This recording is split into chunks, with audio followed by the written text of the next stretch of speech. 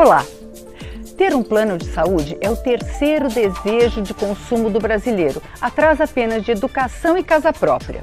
Esse dado, tirado de uma pesquisa de 2019 do Instituto de Estudos de Saúde Suplementar, continua válido. O Datafolha registrou em 2023 que entre as pessoas que não tinham plano de saúde, 95% desejavam ter. Recorrendo a outra pesquisa, dessa vez do Vox Populi, o brasileiro quer ter um plano de saúde para ter segurança em caso de emergência e não depender da saúde pública. Mas isso não quer dizer que todos os problemas estarão resolvidos depois de assinar o contrato. Nos últimos anos, o setor tem sido questionado por cancelamentos unilaterais, aumentos e políticas que tendem a excluir clientes de alguns grupos. Por outro lado, as empresas alegam um aumento expressivo nos gastos e tecnologias de saúde. A Câmara dos Deputados tem discutido tudo isso em comissões e frentes parlamentares e já conta com uma proposta de atualização da legislação sobre o setor. E nessa Expressão Nacional nós vamos discutir as propostas trazidas pelo texto e também pelos outros fóruns. Nossos convidados são o relator do projeto que modifica a Lei de Seguros e Planos de Saúde, deputado Duarte Júnior, do PSB do Maranhão, o presidente da Frente Parlamentar Mista em Defesa dos Serviços de Saúde, deputado Pedro Westphalen, do PP do Rio Grande do Sul, o médico e gestor de saúde, deputado Mário Eringer, do PDT de Minas Gerais, e o diretor executivo do Instituto de Defesa de Consumidores, Igor Brito. E você? Como é que você acha que podemos resolver os problemas na área de saúde suplementar? Você tem alguma pergunta para os nossos convidados?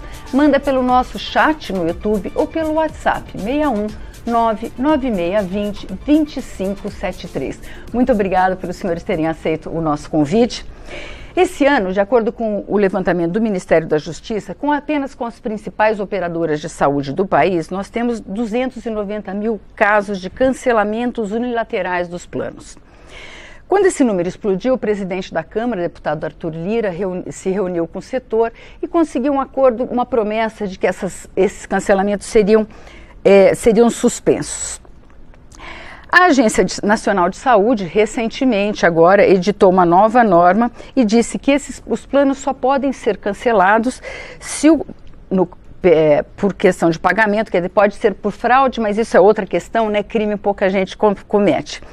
Que os planos só podem ser suspensos, cancelados por inadimplência, caso o usuário deixe de pagar 2 mensalidades, consecutivas ou não. Deputado Duarte Júnior, como é que o senhor acha isso resolve a questão dos cancelamentos? Como é que o senhor vê essa questão dos cancelamentos unilaterais dos planos de saúde? Primeiro, bom dia a todos os convidados, bom dia a todos que acompanham aqui a programação da TV Câmara. É um prazer, uma grande honra poder estar aqui com vocês debatendo esse tema de extrema importância. Eu discordo da pesquisa porque quando se pergunta para o cidadão, ele reflete bem, antes de querer ter uma casa, antes de querer ter um carro, antes de querer ter qualquer outra coisa, ele quer ter saúde.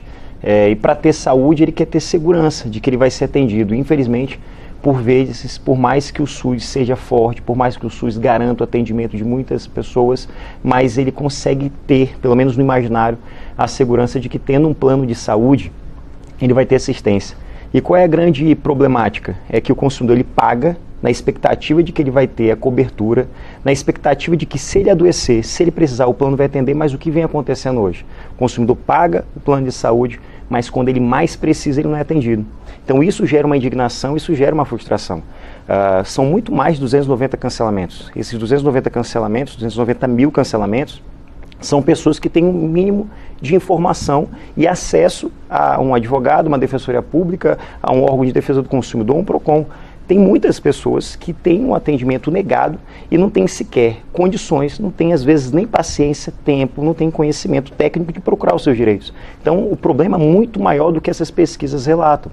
Então essa resolução nova da ANS, ela veio para prejudicar ainda mais o consumidor. A ANS, mais uma vez, demonstra que ao invés de defender o consumidor, ela defende o mercado. Isso é um absurdo. Não é por aí. Não é falando como vai cancelar, se deve 2 parcelas seguidas ou não, que vai resolver a questão. A gente tem que garantir que os planos de saúde funcionem com qualidade e que respeite a expectativa do consumidor. Essa questão do cancelamento unilateral do contrato, Eu participei dessa reunião, de fato foi feito um compromisso por parte da Abrange, todos aqueles que representam planos de saúde, operadoras, enfim, presidente da ANS estava lá presente. Num determinado momento houve de fato um cumprimento, mas passado alguns meses voltaram a cancelar unilateralmente o contrato. E é aquilo que eu costumo afirmar, é algo que vai muito além de um descumprimento da lei, vai muito além de uma inconstitucionalidade, é um verdadeiro pecado. É um pecado porque a gente está falando do cancelamento de um plano de saúde para as pessoas hipervulneráveis. Eu estou falando de pessoas idosas, eu estou falando de pessoas com deficiência, pessoas que estão ali precisando de uma terapia para melhorar a sua vida, para ter uma vida digna, uma vida plena, e o plano simplesmente nega esse atendimento. Eu estou falando de sujeito que tem uma doença crônica, de pessoas que têm câncer, e o plano de saúde nega o atendimento à pessoa que tem câncer. E vejam só o que é ainda mais absurdo. O sujeito passa a vida toda pagando o plano de saúde e não usando. Quando ele mais precisa, o plano simplesmente nega sob a alegação de que não tem condições de fazer. A ideia é, o senhor proíbe o cancelamento? Com toda certeza. Existe uma série... Interrupção. No parecer dele, tem a previsão também dos 2 meses de inadimplência, como essa resolução que saiu aí. No parecer dele tem a mesma proposta. De inadimplência por 2 meses, Mas são 2 meses consecutivos, né? Tá, se for consecutivo ou se for intercalado, está lá previsto no projeto dele também. Ele tem muita coisa boa no projeto dele, não estou aqui fazendo uma crítica, não. Mas a verdade é que a gente tem que entender o sistema suplementar como uma cadeia muito maior do que a cadeia plano de saúde e usuário. Essa cadeia é uma cadeia muito maior. Essa cadeia envolve a empresa que paga ou a pessoa que paga. Ela envolve administradoras de plano de saúde, que fica com a parte desse bolo. Ela envolve os corretores de plano de saúde. Ela envolve o plano de saúde propriamente dito. Ela envolve hoje terceirizadores de rede hospitalar, hospitais, clínicas e médicos. Então isso é um negócio muito mais longo, essa é uma cadeia muito mais longa e muito mais complexa. Por isso que quando você disse aqui que a gente tem muitas opiniões, são muitas, eu concordo com muitas deles, mas discordo um monte. Então, deputado, entendeu? A gente vai fazer como açougueiro, a gente vai por partes. Então, a questão do cancelamento.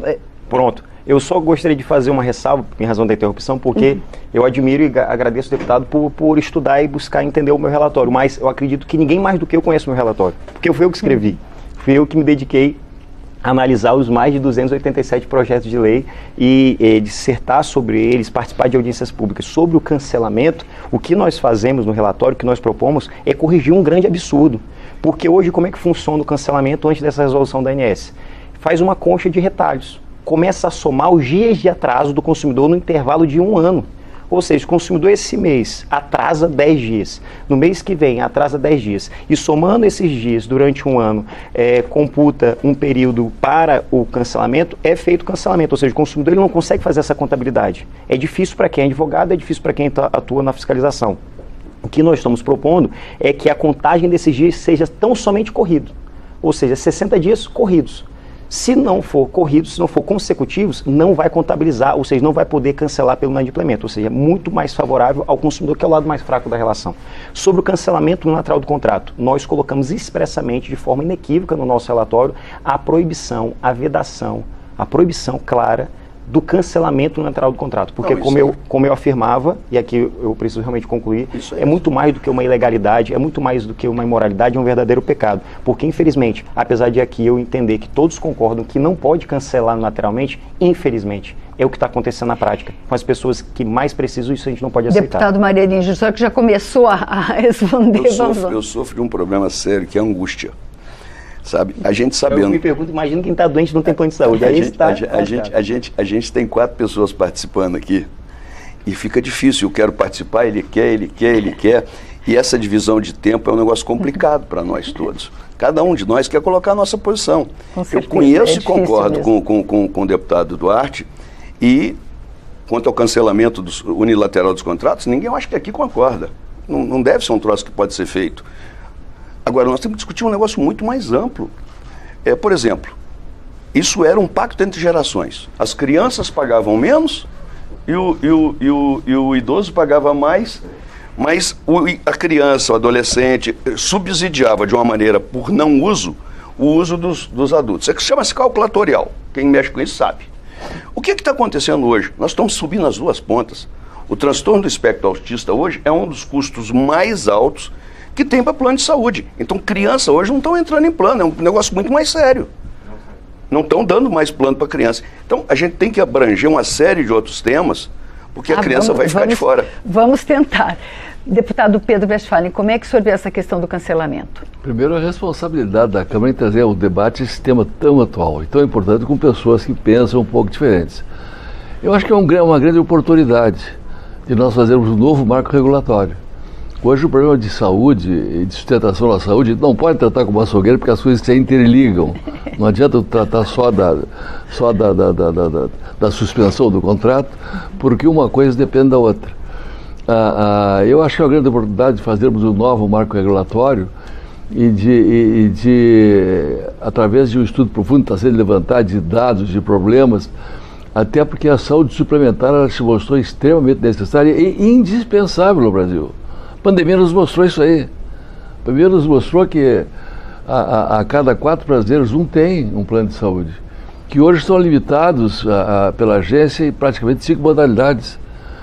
É o ambulatorial, é o hospitalar com internação, sem internação, e o odontológico. São poucas opções. E realmente esses cancelamentos unilaterais, de maneira abrupta, aqui eu acho que nos aproxima a todos aqui, é o cuidado com o paciente. E esse é o que tem que ser colocado na mesa. Como é que nós podemos fazer, cada um no seu segmento, com o seu pensamento, fazer com que aquele que nós estamos aqui representados seja beneficiado? E está sendo. Existem problemas? Existe. Essa ruptura unilateral que houve em alguns casos, ninguém aceitou. Ninguém aceitou. Mas hoje nós temos uma saúde suplementar que praticamente, e vamos falar em números aqui, 240 bilhões de reais. Isso é indispensável para o sistema de saúde que tem o SUS, o Sistema Único de Saúde, com 150 bilhões para 150 milhões de brasileiros. Esses 240 bilhões, eles atendem 51 milhões de brasileiros. Nós temos que repensar de uma maneira ampla como ampliar esse atendimento, podendo até estratificar os tipos de plano de saúde. Estratificar, fazer com que haja oportunidade, já que há a terceira demanda, e é a terceira demanda, de ter acesso. Por que essa demanda é terceiro? Porque existe ineficiência no Sistema Único de Saúde. Existe dificuldade de acesso também no Sistema Único de Saúde. O Sistema Único de Saúde, eu sou um defensor inconteste. Ele foi o grande responsável por nós não termos mortes na pandemia muito maiores, pela ramificação, pela estratificação. Qualquer lugar do Brasil que tu vá, e SUS não é só o atendimento no posto, não. O SUS é o agente de saúde que vai lá fazendo a ponta o que tem que fazer. Nós só não tivemos mais mortes porque o SUS funcionou bem. Mas a saúde suplementar também foi muito importante nesse momento. Então eu acho que a gente tem a oportunidade agora, com esse problema levantado pelo Duarte de maneira muito propícia, muito boa, de nós fazermos uma conversa. E vou dar um exemplo. Eu criei essa frente parlamentar em defesa do serviço de saúde. E nós conseguimos o inimaginável. Toda terça-feira, os senhores estão convidados, pela manhã, nós nos reunimos com todo o setor de saúde do Brasil. As 4 confederações de saúde, a FBH, Federação Brasileira dos Hospitais, que defende os pequenos hospitais, a CMB das Misericórdias do Brasil, do Biroques, a ANAP dos hospitais privados e a Sede de Saúde, da qual eu sou vice-presidente, que tem o maior número de representantes no Brasil. Nessa mesa de conversação estão as operadoras, a Abrange, a FenaSaúde, a Autogestão, a Unimed, inimaginável, que tem desde 51 milhões, praticamente 21 milhões de usuários. E havia um conflito, e há um conflito de interesses nesse tema, e eu acho que são três eixos que nós temos que discutir aqui. O acesso, o aumento do acesso. Se nós tivermos a oportunidade de fazer planos mais simples que o paciente possa pagar, tu pode ter mais 7 milhões e meio de vidas seguradas. Isso significaria numa década e meia em torno de 240 bilhões de reais de economia para o país. Igor, como é que vocês, da defesa do consumidor, desculpa, deputado, a gente vai, porque eu quero voltar nesse tema com mais tempo para todo mundo falar sobre essa questão dessas novas propostas, dos novos planos. Como é que vocês veem a questão do cancelamento? Olha, o do cancelamento que nós estamos falando não é o cancelamento de inadimplência. né? Esse cancelamento que o deputado Duarte Júnior muito bem colocou no projeto de lei dele de proibição é um cancelamento realmente imoral, é um cancelamento que hoje a gente já considera ilegal, é o cancelamento dos planos coletivos. Veja, no Brasil nós temos duas espécies de planos de saúde, plano individual e plano coletivo. Plano individual é aquele que a pessoa, a família, contrata diretamente a operadora e tem ela e seus familiares, no máximo, os próximos, como beneficiados. Né, é pouquíssimo, é menos do que 15%. Hoje nós temos praticamente 90% na outra modalidade, que são os planos coletivos. O que são planos coletivos? São planos que um empregador contrata diretamente um plano de saúde para beneficiar os seus empregados, seus trabalhadores, ou uma associação, um sindicato contrata também um plano de saúde, e aí as pessoas que fazem parte daquela associação, daquele sindicato, elas aderem àquela instituição para então aderir ao plano de saúde. E quase 90% das pessoas hoje no Brasil que têm plano de saúde estão em planos coletivos. Qual é o problema? O problema grave dos planos coletivos. Esses planos, a operadora, ela pode cancelar unilateralmente na hora que ela quiser esse plano. E por que ela cancelaria? Porque ela vai fazer uma avaliação, muitas das vezes, que aquelas pessoas que fazem parte daquela empresa ou daquela associação estão envelhecendo, estão adoecendo muito e, portanto, estão gastando muito. E ela vai, então, fazer uma seleção de risco. O que uma operadora de um plano que tem um contrato no plano coletivo ela pode fazer? Ela pode reajustar sem controle da agência reguladora e ela pode cancelar quando ela bem entender, se aquela outra instituição jurídica que contratou ela não aceitar aquele reajuste, ela pode cancelar. É isso que acontece no Brasil e é isso que aconteceu recentemente com uma avaliação de algumas operadoras de plano de saúde, mas que concentravam a grande parte dos contratos no Brasil. Elas passaram então a mandar cartas para os beneficiários desses planos coletivos, dizendo, olha, em razão do aumento das despesas, em razão do aumento da sinistralidade, ou seja, a frequência em que as pessoas estão usando o plano de saúde, estão procurando atendimentos, terapias, etc., nós estamos cancelando o seu plano de saúde. E ela pode, infelizmente, lamentavelmente, com base na regra atual da Agência Nacional de Saúde Suplementar, ela pode fazer isso. Ontem foi divulgada uma notícia estarrecedora. Desde 2023, está completando hoje, exatos um ano, que em 11 de dezembro de 2023, a área técnica da Agência Nacional de Saúde Suplementar fez um estudo técnico dizendo o quão absurdo é isso. O quanto que esse mecanismo, essa regra que permite que as operadoras de planos de saúde, nos planos coletivos, lembrando, 90% praticamente dos contratos, que as operadoras que têm esses planos coletivos, elas podem cancelar ou reajustar sem controle, está provocando a seleção de risco, ou seja, as operadoras estão escolhendo, obviamente, os grupos em que só tem jovens e pessoas que estão que não têm doenças graves. Quando ela cancela um plano, ela tem que migrar as pessoas desse plano. Todos são migrados? Em tese, as pessoas, não é que elas têm que migrar, as pessoas têm o direito de migrar. Migrar para onde? Se os valores são caríssimos dos outros planos, se ela já está com uma idade às vezes avançada ou é portadora de uma doença crônica. Essas pessoas estão sendo extirpadas, excluídas, expulsas, descartadas, exatamente porque elas querem exercer aquilo que elas querem pagar. Então, se elas vão para um outro plano, elas vão encontrar um plano mais caro, às vezes com uma cobertura menor, né? Então, tem ficado realmente muito difícil para uma pessoa que precisa conseguir não só ter atendimento, mas também ela conseguir acessar um plano de saúde que esteja disponível para ela. Isso é um problema de ordem dos consumidores, isso é um problema de saúde pública. Porque, obviamente, a gente acreditar que isso não impacta no sistema universal de saúde seria um equívoco, impacta fortemente. Né? Quando o que o deputado Pedro falou sobre a questão da diversificação, ela coloca uma questão que tenta resolver até uma questão central que o Igor também passou por ela, que é a questão do preço. Né? Os planos individuais... O preço. Não escutei que dissesse valores, preço. Preço.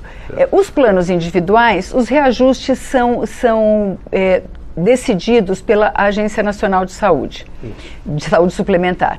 E os planos coletivos, que pelo jeito são, como você disse, são quase 90% das pessoas, dos planos hoje no Brasil, eles podem reajustar o preço conforme os seus custos, conforme decidirem. E uma realidade de mercado.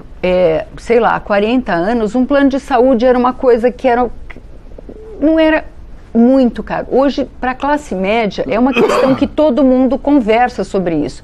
Quem tem plano de saúde sempre,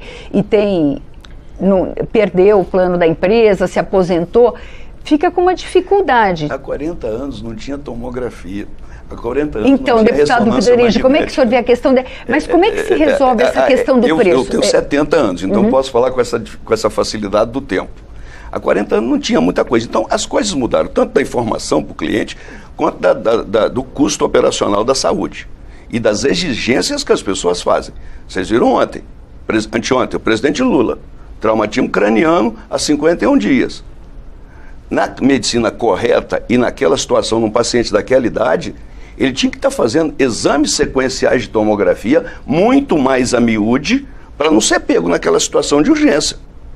A medicina que o acompanhou ali, deixo claro, na minha opinião, falhou na orientação que o presidente tinha que estar fazendo.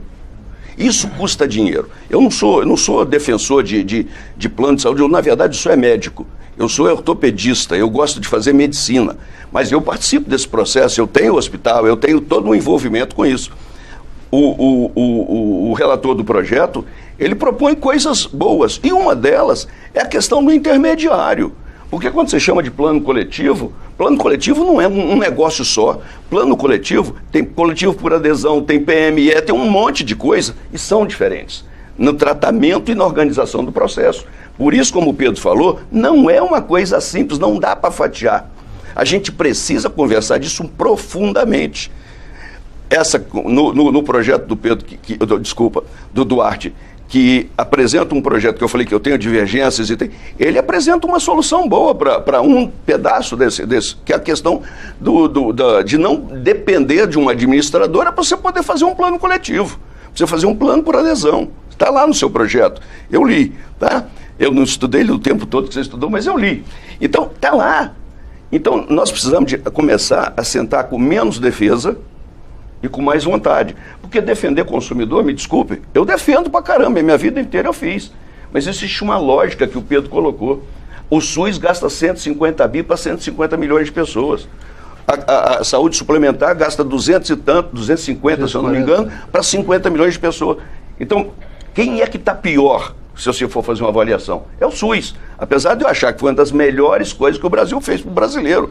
Me dá orgulho saber que uma pessoa que por mais dificuldade que tenha e que seja uma pessoa simples, pobre, se ela tiver um problema, ela vai ter o SUS para socorrer. Só para completar teu raciocínio e numa linha para nós discutirmos aqui, isso é uma grande oportunidade de eu conversar com divergências. Nós temos que fazer das diferenças o aprendizado na busca do bem comum. Certo. Então tu não pode discutir esse tema sem olhar 3 eixos, pelo menos. Os cortes são... Todos nós somos contra o corte, ninguém é favorável da maneira como foi feito em alguns casos. Mas tu tem que olhar o que existe hoje, as opções que existem hoje, tem que olhar novas tecnologias de grande custo, de alto custo, e a eficiência delas em alguns casos ou não. Formação médica. Exatamente. A formação.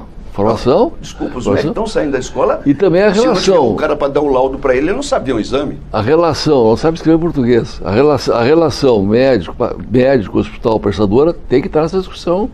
Tem que estar na discussão. Isso eu faço, então, nesses 3 eixos, se nós quisermos um novo modelo de eficiência, eficácia e sustentabilidade, para que o hospital possa atender com qualidade, para que possa ter um relatório de qualidade, para que possa ter mais acesso ao plano de saúde, nós não podemos tratar exclusivamente no corte. Não tem como. Você tem um hospital. Claro. Também tenho. A gente sabe que custa, o preço que tem, não é custo, são valores, não é precificar, mas tem um custo. Hoje o autismo, aumentou muito. E aumentou muito, mas aumentou muito por quê? Porque se faz mais diagnóstico e as famílias aceitam mais também. E isso tem um tratamento segmentar. Já 1, 2 e 3. Dentro dessa situação, queria destacar aqui 2 pontos que são fundamentais. Primeiro ponto, essa regulamentação dos planos coletivos. Os planos coletivos hoje, eles fazem o que querem. Enquanto os planos individuais eles são regulamentados pela ANS para fins de reajuste, estabelece o percentual de reajuste anual, os planos coletivos não têm esse percentual regulado pela ANS. Na nossa proposta, nosso relatório, nós fazemos uma apresentação de uma fórmula de cálculo para que tenha uma base razoável, porque hoje o plano de saúde, o sujeito está pagando, um exemplo hipotético, R$400, no mês seguinte tem um reajuste, vai para R$1.200, vai para R$1.600, ou seja, o sujeito ele não tem como manter esse plano de saúde. E às vezes esse aumento, por vezes, ocorre para que ele deixe de ter esse plano de saúde, para que ele seja forçado a cancelar o plano de saúde por não ter condição de pagar. Isso é fato. Então, qual é a proposta? Primeiro, essa regulamentação para planos coletivos. E não é nada de absurdo. Porque hoje, como é que é feito o reajuste dos planos coletivos? Aqui falando de uma forma bem, o mais simplório e mais didática possível. Se analisa o custo do contrato. Por exemplo, plano de saúde da AMIL. Ela pega aquele contrato da AMIL com a OAB de São Paulo. Ou seja, os advogados da OAB de São Paulo têm um plano de saúde da operadora AMIL. Então analisa aquele contrato, a sinistralidade daquele contrato e ali estabelece um reajuste por contrato. A nossa proposta é a mesma fórmula de cálculo, com uma diferença. Ao invés de analisar contrato por contrato, a gente propõe a análise de operadora por operadora. Pega todos os contratos da AMIL, pega todos os contratos da Unimed, pega todos os contratos daquele plano de saúde e em cima de todos esses contratos se avalia a sinistralidade, os mesmos custos. Ou seja, para o plano de saúde, ele vai reajustar da mesma forma que ele está reajustando hoje. Mas para o consumidor vai ter um processo de amortecedor. Vai ter uma redução do impacto, porque aquele custo vai ser diluído entre contratos que são mais rentáveis e contratos que são menos rentáveis e são mais custosos, ou seja, exerce ali a função social do contrato, que é um princípio previsto no Código Civil Brasileiro pelo ordenamento jurídico brasileiro. Então, essa proposta não prejudica o plano de saúde, não vai quebrar hospital, não vai quebrar plano de saúde e vai melhorar a possibilidade do consumidor poder pagar por algo que ele precisa, que é cuidar da sua saúde. E a segunda questão, só a fim de complementação, não querendo monopolizar o debate, mas a gente precisa convocar alguém que ninguém está falando aqui. E está fazendo a egípcia diante desse debate. Não sei se vocês conhecem esse ditado popular. Está fazendo a pêssega, a egípcia. Que olha assim, né? A bomba está... O assunto está aqui, você olha para o lado. Estamos modernos aqui. É bom que você que está em casa consegue participar ainda mais do debate, porque se torna algo mais interessante. O governo federal, senhoras e senhores, o governo federal precisa participar do processo. É médico, é plano de saúde, é consumidor, são órgãos de fiscalização e o governo federal precisa participar desse processo. Porque, veja só, se o plano de saúde nega o atendimento, onde essa pessoa vai ser atendida? Essa pessoa vai ser atendida no SUS. E o pior de tudo, é uma pessoa que paga caro por isso. Uma empresa recebe muito por isso. Só que, apesar de pagar, ele está indo para o SUS, que todos nós pagamos através dos impostos que nós contribuímos, mas que ele deve ser ali garantido para aquele que nem condições de pagar por um plano tem. Então sobrecarrega o SUS e o governo federal precisa participar. E aí nesse sentido eu trago aqui uma sugestão que está no meu relatório, prontuário único. Para acabar com essas confusões todas tem que ter transparência. O bandido, o corrupto, ele age na obscuridade, é no orçamento secreto. O médico, o profissional, o dono de hospital, o dono de uma empresa de plano de saúde, ele, por vezes, e eu não generalizo, eu estou dizendo que, claro, em todo segmento tem. Tem político bandido? Tem político bom. Tem advogado bom? Tem advogado ruim. Tem policial bom? Tem policial ruim. Assim como tem profissionais de saúde bons, tem aqueles que nem tão pouco bons são. Tem aqueles operadores de saúde que também não são. E o que eles fazem? Quantas vezes... Só concluindo aqui, quantas vezes Vossas Excelências... Aí não dá o bate-papo. Só concluir, não, vou concluir de fato, encaminhando agora para o final. Quantas vezes vocês já viram denúncias de pessoas que foram fazer uma cirurgia e ao invés de solicitar X materiais, solicitaram materiais que sequer foram utilizados? Mas eu pergunto para ti, continuar falando. É aí que o custo ele é exagerado. Então, um prontuário unificado, prontuário único, que utiliza informações do público e do privado, ele traz transparência para saber o que está sendo utilizado e informações daquilo que foi feito no setor público e no setor privado. Fazer, não vou Deputado fazer, Pedro, não deixaram fazer isso aí. Eu vou deixar o senhor falar o que o senhor quer, mas eu quero acrescentar uma questão. Não preciso falar. Porque aí o senhor pode falar e responder a minha questão também. Essa questão do preço da medicina, eu não vou nem dizer especificamente do preço dos planos, porque realmente a medicina a gente sabe que está ficando muito cara, porque usa muita tecnologia não é ruim, né, usar tecnologia e avançar. Para os planos, para as empresas de saúde, também não interessa que o consumidor não possa pagar, né? Porque a classe média está desistindo do plano de saúde. A gente tem visto pesquisas falando disso. Desistindo não porque não precise, mas porque não consegue mais pagar. Qual a solução que o senhor vê para essa questão do preço? Tem como resolver essa questão do preço da saúde? O mundo mudou por 3 motivos. Simples. Água potável, vacina e antibiótico. Foi o que mudou o mundo. Depois disso, vieram novas tecnologias, uma em cima da outra. E atualmente muito mais ainda. E isso tem um alto custo. E o problema de sustentabilidade não é do Brasil. Isso é no mundo todo. Não é um problema nosso aqui. Eu parto do princípio, não defendendo ninguém, que as operadoras não são bandidos. Como tu vê, tem parte desse princípio. Todos nós partimos desse princípio. Que tem dificuldades no sistema, tem. Que nós temos que regular. Agora, como é que o governo vai participar disso se ele não consegue cuidar do SUS eficientemente? Não consegue gerar filas de traumatologia. Tu tens no hospital. Eu tenho pacientes lá com 4 anos para fazer uma próstata de quadril, não faz. Não consegue. Não consegue fazer. Uma próstata de joelho não consegue fazer. Tirar a fila real e botar na virtual. Existe uma fila enorme, concordo contigo, de gente esperando. Esperando. 4 anos uma próstata de quadril é um crime. O cara morre antes. O que funciona muito bem é a alta complexidade do SUS. Isso funciona bem. Isso aí realmente... Então, acho que todos podem avançar. E por que uma regulação para o SUS e uma regulação para a saúde suplementar? Por que não a mesma regulação? Para a saúde suplementar é diferente. Muito diferente. É mais cara? É mais complicada? Então, que se faça dessas novas tecnologias um estudo geral para que possam ser aplicados com sustentabilidade. Nós não podemos tirar o termo sustentabilidade. Então, e hoje é importante, cada vez mais se vê que é importante, é prevenção crucial, e promoção de saúde. A prevenção e a promoção de saúde são fundamentais. Nós sabemos que isso tem que ser feito pelos próprios planos de saúde. Nós temos como melhorar a qualidade do atendimento. Hoje a telemedicina é uma realidade, já está sendo feita. Isso diminui custo. Isso pode fazer com que haja novos tipos de plano de acesso a muito mais gente. Eu dei números aqui, nós podemos fazer de se estratificar esse processo, e olha que eu tenho um hospital, não quero que aconteça isso aí, podemos fazer com que mais gente tenha acesso a planos com limitações de atendimento, sabendo o que está fazendo, sem retirar a obrigatoriedade do que tem e do que tem que ser regulado. Planos diferentes. Então, você pode explicar melhor, deputado Pedro, para a gente... Planos individuais. Tem gente que não consegue ter um acesso a um plano que não consegue pagar. É muito caro. Ele tem razão, Duarte. O teu projeto tem coisas muito boas. E eu acho que é uma oportunidade de nós conversando, aperfeiçoar isso aí. Eu vejo como pode se fazer de uma maneira, mas não focalizando só na ruptura unilateral do processo. Tem que olhar numa amplitude. Não tem quem possa ter um plano de saúde se não for sustentável para ele. Não tem como. Não tem como. E para as empresas também complica se diminuir o mercado, existem medicamentos que custam 6 milhões de reais.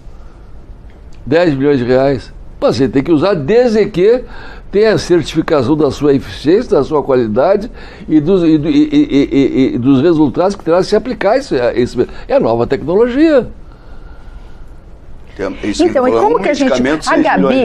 A Gabi está assistindo o nosso programa e ela falou valores absurdos de planos de saúde. Como é que a gente responde para ela? Igor, você tem uma resposta para a Gabi? Igor, eu queria só 30 segundos mesmo. Ele não obedece os 30 segundos. Tá? Ele não falou 30 segundos para mim até agora. Se ela falar, eu vou fazer. Mas não precisa de falar, não. Mas a questão do Igor, só um complemento, que ele vai aperfeiçoar isso, é prontuário único. Prontuário eletrônico unificado. A importância disso. Transparência. Hoje, como acontece? Hoje, o sujeito, ele tem um plano de saúde. Urgência e emergência. Sofreu um acidente. Vai para um hospital público. Lá, raio-x, tomografia, e descobre que ele tem um plano de saúde. Ele vai encaminhado para um hospital particular. Mesmo ele já tendo feito esses exames. Se repete no particular, porque não há conexão de informação. Duarte, ou seja, é um gasto desnecessário. Eu estou dando aqui um encaminhamento para a gente conseguir reduzir gastos e atender o consumidor sem que as pessoas sofram. Eu atendi posto de profissão. O paciente que vai ao posto de saúde, tu não pede o remédio porque é gratuito, não pede um medicamento, não pede um medicamento, tem um mau médico. Te diria assim, 40% desse paciente não vai buscar o resultado do exame. O prontuário único resultaria nisso aí. Se existe a coparticipação do paciente na agência, nas agências de plano de saúde, nas operadoras, ele vai pagar um pouco, ele vai buscar o exame ou ele vai pedir se for necessário. Igor, como é que a gente... Você queria saber da composição de preço. Eu quero falar desse assunto. Vamos falar, mas antes eu queria ouvir o Igor, que está ali quietinho. Como é que a gente responde a Gabi? A Gabi. E também queria já agradecer a Hugo Pacheco e a Guida, que estão acompanhando o nosso debate pelo YouTube. E Marcelo Bueno, daqui a pouco eu faço a sua pergunta. Pergunta sobre preço, como é que resolve a questão? Porque, assim, não interessa que as prestadoras não consigam funcionar adequadamente, né? Ou que elas tenham problemas, algumas a gente viu, tiveram que fechar ou ser vendidas, e também não interessa que o consumidor não tenha atendimento. Sim, claro. Olha, alguns dados e algumas evidências. A primeira, para a Gabi e para todos os telespectadores. Todo ano as grandes operadoras de plano de saúde anunciam um aumento dos seus lucros. Um acúmulo de riqueza e um aumento de lucratividade. Então, aonde é que estão esse desespero por essa crise financeira que para os seus investidores elas anunciam uma potência de riqueza muito grande e um aumento dos lucros? Então, a justificativa de que os preços precisam ser altos para elas darem conta de conseguir praticar os serviços, de conseguir custear aqueles seus serviços, ela é bastante estranha quando a gente vê que, na verdade, a vontade das operadoras de reduzir custos é uma tentativa de proteger seus lucros, né? Talvez tenha a ver com o fato de avaliar o nível de ambição que os empresários por trás dessas pequenas grandes operadoras, né, esses pequenos números de grandes operadoras têm, de querer a todo ano aumentar os seus lucros. A segunda coisa muito importante que todo mundo precisa saber é a questão da sinistralidade. Nós temos um problema seríssimo nesse país, e aí eu vou usar o exemplo da ANS, Agência Nacional de Saúde Suplementar, é que dentro daquela agência os técnicos estão produzindo uma quantidade enorme de evidências, e é o único lugar de onde a gente consegue saber quais são os dados sobre ganhos, receitas, despesas, a tal sinistralidade, né? Transparência. Exatamente, transparência. Os técnicos estão ali produzindo vários dados, várias pesquisas, vários números sobre isso, mas a diretoria da agência não deixa tornar isso público. E pelo contrário, toma decisões contrárias. Olha, os técnicos da ANS apresentam dados e às vezes, se você conseguir ter uma paciência, você até encontra esses dados nos sites da agência, mas eles estão ali escondidos. A sinistralidade dos planos individuais é igual aos planos coletivos. É a mesma.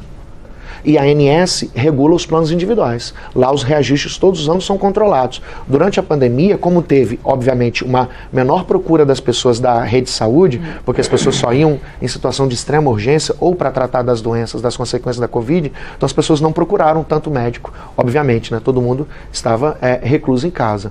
O que aconteceu? As operadoras tiveram uma despesa menor, né, naquele período. A ANS determinou que no ano seguinte o reajuste fosse negativo. Olha que coisa interessante, olha que justiça, baseada na sinistralidade. E nos planos coletivos, esses que são a grande maioria? Não tem controle. As empresas podem aumentar. Tanto que hoje você não consegue mais comprar um plano individual. É impossível, você não acha mais. As operadoras só querem vender os planos coletivos. E por quê?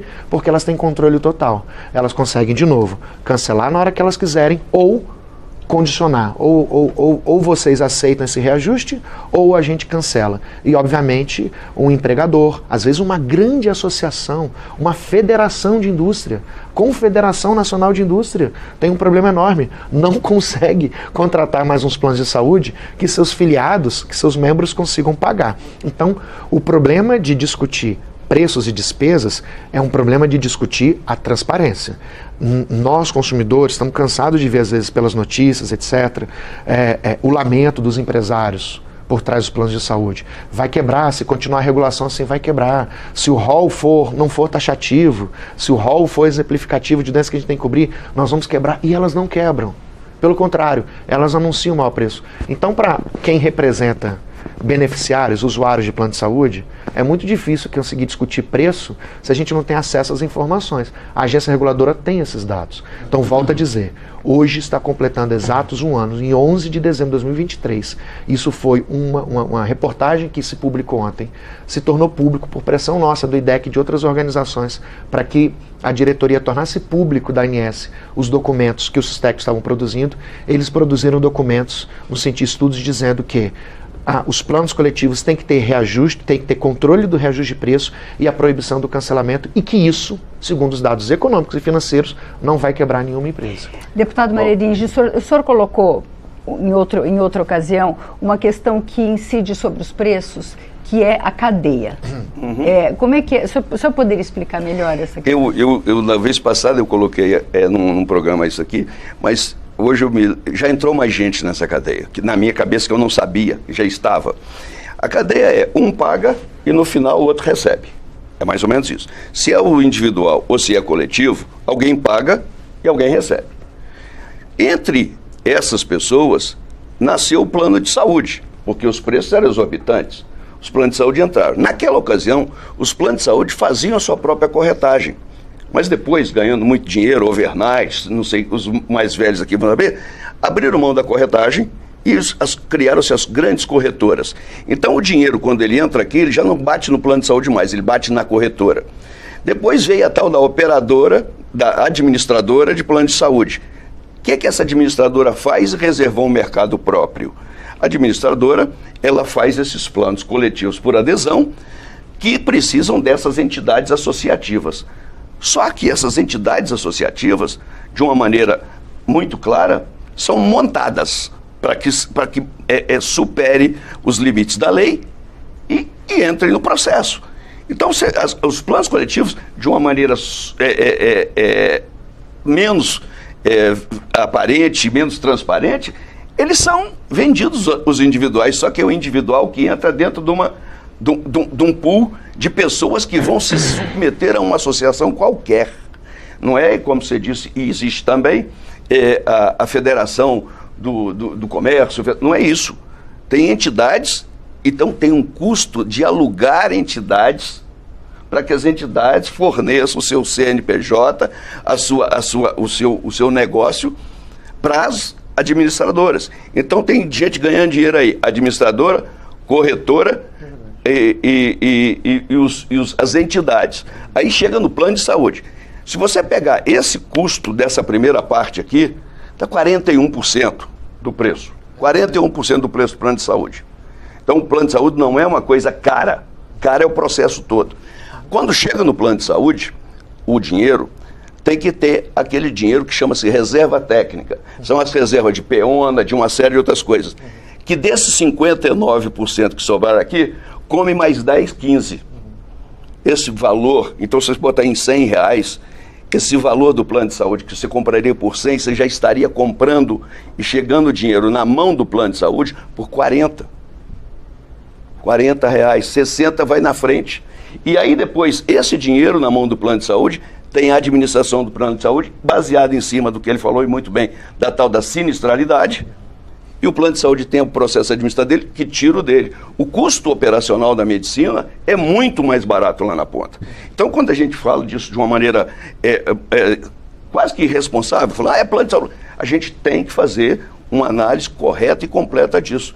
Eu estou dizendo aqui, eu bati palma para um item do projeto do Duarte, que trata exatamente de não precisa mais, para fazer isso, ter uma administradora. O próprio plano pode fazer. Porque você tira um intermediário da cadeia. Ou não é que tira, mas ele já não compete, ele não tem um mercado cativo sozinho. Não existe isso? Mais. É possível?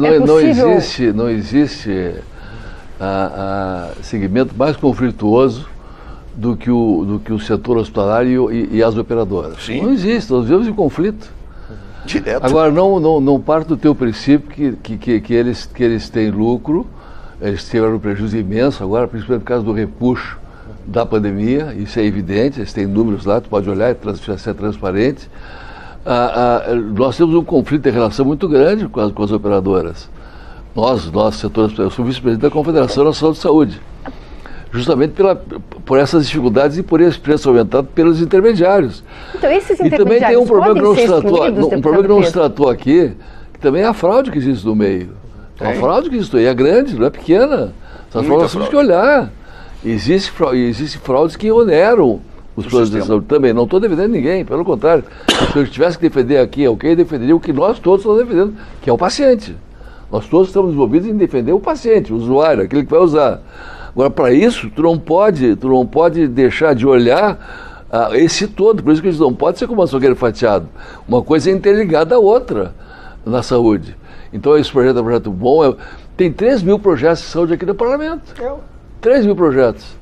90% deles não são bons para o paciente. É possível tirar esses que são chamados de intermediadores do processo? Porque antes a gente ligava e contratava um plano. Tem que regular. Tem que ter. Eu acho que nós estamos com a oportunidade de fazer um novo marco regulatório. Com todas essas questões levantadas, nós temos a oportunidade de fazer com que haja um novo marco regulatório para essas questões virem em proveito do usuário. Como é que o senhor vê essa questão, deputado Duarte Júnior, dos intermediadores? Eu confesso, eu vejo de forma negativa. A intermediação. É possível tirar? Com certeza. A pessoa pode escolher buscar um intermediário ou fazer o contato direto. Ela não tem que ser condicionada, ser condição sine qua non, ela para fazer um plano de saúde ter que ter um intermediário ou ter que ter um administrador. Não, tem que ter o contato direto. Porque esse Mas tem que mudar a legislação. Com certeza, isso é o que eu estou lutando desde quando entrei aqui. E pasmem, esse projeto, ele já se quisesse, se fosse uma pessoa, ele já poderia emitir a sua CNH, porque a sua carteira de motorista, porque a proposta para a nova lei de plano de saúde já completou 18 anos tramitando aqui nessa casa. E eu confesso que desse debate aqui eu estou muito feliz. Eu já participei de debates com o Eric aqui e a gente já está muito mais próximo de um denominador comum. A gente tem muito mais pontos em comum do que pontos em divergência.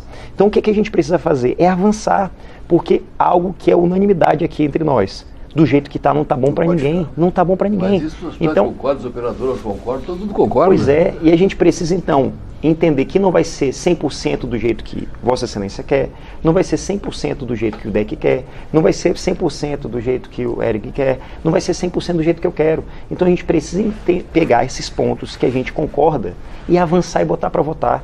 O presidente da casa, Arthur Lira, tem um compromisso direto comigo, desde quando ele se reelegeu, de pautar a nossa proposta para os planos de saúde. Melhor você conversar com o Hugo. Eu já estou conversando com o Hugo, mas ele tem esse compromisso. Então, assim, temos uma semana aí pela frente. Então, se for para pautar, espero que paute. Mas se não for para pautar agora... tem que avançar muito no teu plano ainda, muito plano é bom. Mas se não for para pautar agora, que a gente paute agora no próximo semestre. Mas, assim, a gente tem que unificar esses entendimentos, ver aqueles pontos. Veja, Vossa Excelência destacou 3, 4 pontos que concordam do nosso relatório. Antes não era assim. E eu sou super favorável ao diálogo, porque infelizmente, enquanto aqui a gente debate, as pessoas estão sofrendo, as pessoas estão perdendo as suas vidas. E os dois lados têm que sobreviver. Exatamente. E a gente precisa, e volto a dizer algo que eu defendo muito, a gente precisa trazer o governo federal para o debate. Eu tenho uma visão mais otimista e com base em dados sobre a capacidade do governo, do Estado de regular essas atividades na área da saúde, o Sistema Único de Saúde, que é a questão do prontuário eletrônico unificado. Veja o período da pandemia, que foi o período de maior caos da humanidade. No período da pandemia, a gente conseguiu, através de um aplicativo do governo federal, saber que dia a gente tomou a vacina. O senhor Ricardo Barros tentou implantar no Brasil, não foi possível, o governo não deixou. O Ricardo Barros, quando foi ministro da Saúde, esse prontuário único seria excelente para todos. Até porque, vou te dizer, o paciente pipoca. Ele vai de manhã no posto de saúde, de tarde vai no outro posto de saúde. Perfeito. É isso aí. Pede exame, se é prontuário único, não precisaria disso aí. Prontuário único é uma das soluções. E o custo, mas por isso que não pode ser tratado individualmente. Por isso a gente está caminhando para o fim do programa. Eu gostaria, a gente abordou alguns aspectos, não deu para abordar todos que a gente gostaria, mas eu gostaria que cada um dos senhores fizesse as considerações finais. 2 minutos, por favor, deputado Pedro Westphalen. Era pouco tempo, senhor viu? A gente no começo estava conversando se 1 hora era muito, não é. É muito pouco, é uma questão que vai levar muitos meses e muito tempo. Você pode fazer a expressão nacional saúde 2, 3, 4, a gente volta. E a gente vai fazer, porque esse debate continua aqui no Congresso. Mas eu queria, no momento, as suas considerações finais, deputado Pedro Westphalen. Bom, quero agradecer a oportunidade de discutir com pessoas que são realmente extremamente qualificadas, conhecem o tema dos usuários, meus colegas deputados, parte de um levantamento de um problema que o Eduardo levantou, que é importante. Continuo achando que tem que dividir em 3 eixos. Marco regulatório, né, a melhoria de acessibilidade. Tu pode botar 7 milhões e meio de brasileiros como usuários com planos estratificados. Tu tem que fazer o estudo mais sério de novas tecnologias e como usá-las. Então, a regulação única para a Agência Nacional de Saúde e SUS também, para suplementar em SUS, e as relações cooperadoras, pacientes e hospitais. E dou o exemplo aqui. Eu toda terça pela manhã me reúno com todo o setor que era conflituado e nós discutimos temas convergentes ali e algumas questões nós afinamos para poder fazer com que o paciente seja bem atendido. Seja bem atendido. Defendo as agências reguladoras, acho que elas têm que ter independência política, tem que ter, se está tudo bem ou não, aí é uma outra questão. Acho que tanto a Anvisa quanto a ANS tem que ter uma independência. Nós precisamos que essas agências funcionem e acho que esta é uma oportunidade de em cima de conhecimento de tanta gente, nós avançarmos no novo marco regulatório. Não sei quanto tempo eu tenho, mas é isso aí. Igor, por favor. Olha, a gente sempre tem que lembrar... Aqui, ó, eu não sou contra o lucro, também quero dizer, eu não sou contra o lucro. O empresário tem que ter lucro, sim. Acho que não há nenhum problema em ter lucro. A gente tem que...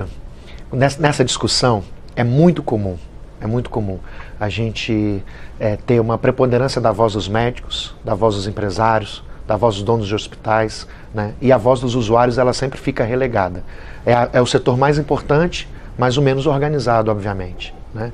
E o que a gente vem cobrando bastante dessa casa, né, do Congresso Nacional, é que o interesse público ele realmente prevaleça e não apenas o interesse do lucro dos empresários, né? É a menor parte da população e é talvez o interesse público de menor importância quando a gente está falando de vida, de saúde e sobrevivência das pessoas. A gente tem que lembrar que nenhum consumidor, nenhum usuário aperta um botão de um exame de ressonância magnética, de ultrassonografia. Ninguém vai ao hospital e faz a cirurgia em si próprio. Todas as pessoas que foram para um atendimento caro ou estão demandando por algum serviço, alguma terapia, foi porque um profissional de saúde, credenciado pelo governo, por esse país, pelas universidades, né, e aprovado, validado e contratado pela operadora de plano de saúde, disse que essa pessoa precisava desse tratamento, dessa terapia.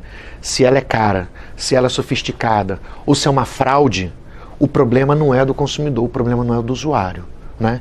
Os profissionais donos de hospitais e os profissionais donos de planos de saúde que resolvam esse problema e parem de passar a mão um na cabeça do outro e não procurem mais o caminho mais fácil, né?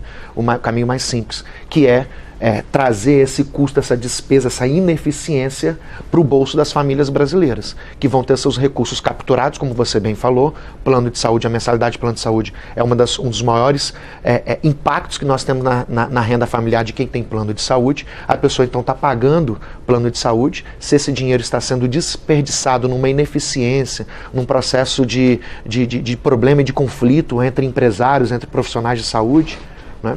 Esse problema não pode ser do usuário e do consumidor, né? Então, para falar de preço, para falar de fraude, para falar de todas essas outras questões de conflitos entre o setor, é muito importante que essas pessoas, estes empresários, sobre a fiscalização de quem é a autoridade para fiscalizar isso, resolvam todos esses problemas e parem de colocar a culpa e a responsabilidade no consumidor, que na verdade ele é vulnerável. Ele só procura esse atendimento porque algum profissional disse que ele precisa disso. Mas eu preciso intervir aqui. Ninguém está botando a culpa no usuário.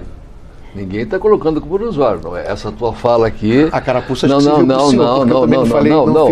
falou, eu sou um deputado que defende a Confederação Nacional de Saúde. Sim. As operadoras vocacionadas para que elas possam ter bem ao usuário. Não foi uma réplica. Não serviu para ninguém, não serviu carapuça nenhuma aqui. Eu acho que existem problemas, nós temos que resolver esses problemas. Falei aqui desde o início que o foco é o paciente, eu sou um médico. No meu consultório, nunca perguntei se tinha ou se não tinha condições de pagar, sempre atendi. e estou fazendo a... Eu não fiz uma réplica, fala do senhor. Não, eu estou assim, eu disse que não sou contra o lucro e contra o avanço, até porque precisa melhorar a condição de atendimento. Sim. A maneira que você falou nos colocou numa condição de que nós somos contra o paciente de maneira nenhuma. Então eu quero te dizer que você conte comigo no que precisar. Se você puder contribuir para que nós possamos avançar, é muito bem-vindo na nossa reunião. Deputado, eu fiz uma cobrança essa casa. Senhores, mas eu tive que colocar isso aí, porque senão fica uma... É que a fala dele foi após a minha fala. Eu acho que ficou esclarecido, deputado. Eu acho que o senhor falou... Estou satisfeito. Deputado Mário Erige. Eu não tive... primeiro agradecer estar aqui com vocês, para mim sempre enriquecedor.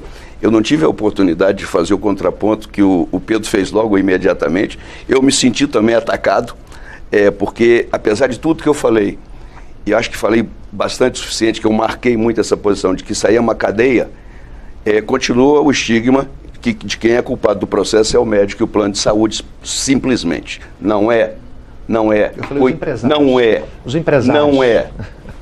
Eu não vou aceitar a sua réplica. Você já fez réplica na fala do outro. Na minha, não. Não, por favor, eu tenho 2 minutos aqui. Senhores, a gente eu tenho 2 minutos aqui. Até agora não precisamos... Eu estou tentando também, eu estou tentando exaurir meus 2 minutos. Mas não, filho. Então, a questão não é essa. Se a gente parar com o discurso estigmatizante e começar a tratar esse negócio como uma coisa séria, uma coisa que interessa ao usuário, que interessa ao povo, vocês não entenderam ainda, desculpa, as pessoas que tratam disso só com essa visão de um lado. Vocês não entenderam que isso é um grande negócio. Isso dá emprego pra caramba no Brasil, isso desenvolve tecnologia no Brasil, isso não é de graça. Não existe almoço de graça. Eu disse aqui, tem solução. Qual que é a solução? Atuar na cadeia para que esses preços possam baixar. Atuar na cadeia como um todo. É pegar e ver onde é que não está regulado, onde é que não está regulamentado. A proposta do Pedro fazer um novo marco regulatório. A proposta do Duarte que coloca a questão da não necessidade da administradora estar enfiada no meio de uma cadeia de negócio para tirar a parte dela. Então, vamos conversar isso sem o estigma e com a liberdade de falar a verdade, né? Com transparência. Eu sou defensor 100% de que a saúde tem que ser 100% pública. Pública, bem remunerada para todo mundo, para o Brasil inteiro. Agora, nós temos uma realidade. Nós temos saúde privada e saúde pública. E quem banca a saúde privada é o privado. E o privado busca lucro, busca lucro. Aquela questão de apresentar esses valores que são apresentar de lucro das empresas, não fala em nome delas, é também uma falsa apresentação, porque ali tem muito lucro financeiro, não é lucro do negócio.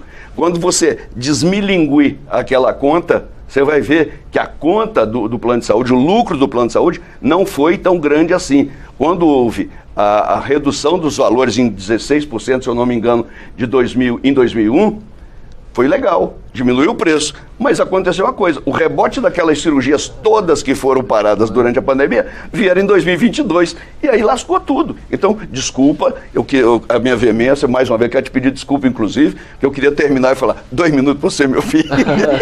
Por favor. Vamos lá. Primeiro eu quero agradecer a TV Câmara, parabenizar por conseguir mediar, intermediar esse debate, que não é um debate fácil, mas eu queria concluir aqui com alguns encaminhamentos. E lançando alguns desafios. Existe a frente, e aqui eu lanço o desafio. O relatório está pronto.